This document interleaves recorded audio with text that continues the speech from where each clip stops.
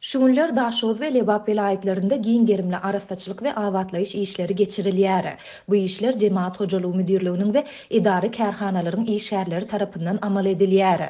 Lebapyň häkimetleri bu çäreleriň sebäpleri barada anyk bir zat aýtmaýan mahaly Daşozly büdjet işgärleri muny Berdimuhammedowylaryň öňümüzdäki günlerde sebite etmegine garaşylýan sapary bilen baglanyşyklydygyny belliýärler. Dinç günüdügine garamazdan ýeşenbe günü hem Daşozly büdjet işgärleri köçeleri arasalamak, bağları timarlamak, ýaşaýyş jaýlaryny aklamak we renklemek işlerine çekildiler. Şäherde howpsuzlyk çäreleri hem güýçlendirildi diýip Adatlyk radiosynyň Daşozdaky habarçysy aýtdy. Bu işler Daşozyň Howa menzilinden Merkezi mescidine, Türkmeniň Ak öýü binasyna çenli aralykda alınıp barylýar. Arasaçylyk we awatlaýyş işleri şäheriň edara kärhanalarynda hem geçirilýär. Bu çäreler Berdimuhammedowylaryň sebite etmegine garaşdyrýan sapary bilen baglanyşykly.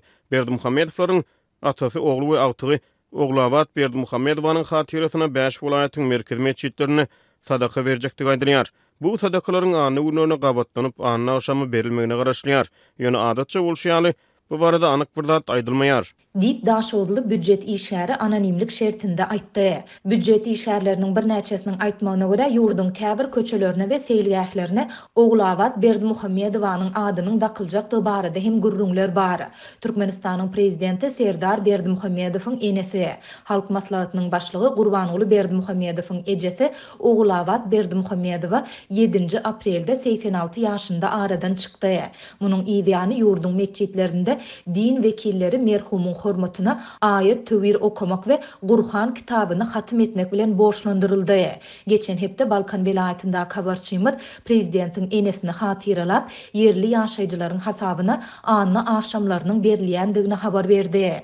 Daşozda habarçymyz Berdimuhammedowylaryň Howa menzilinden 2 kilometr daşlykda gurulýan täze ýaşaýyş jaý toplumyna hem baryp görmegine garaşylýandygy barada maglumatlaryň bardygyny aýdýar. Bu toplumda 5 hatly jaýlaryň 40dan gowragy gurulýar. Olaryň her birinde 50 çemeti ýaşaýyş jaýy bar diýip habarçy bellidi.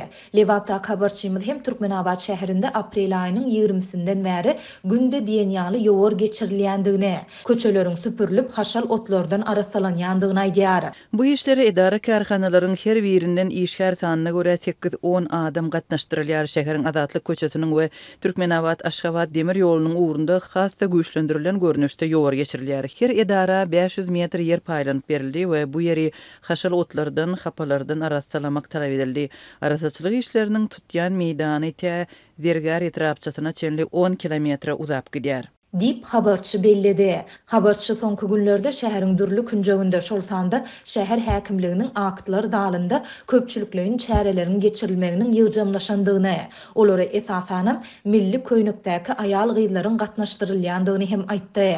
Berdimuhammedowylaryň ýakyn wagtda vilayata sapar etjekdigi barada anyk maglumat ýok. Duýdansyz gelmegi mümkin diýip habarçy bu arasaçylyk işleriniň sebäbi barada anyk düşündiriş berilmeýändigini hem bellidi.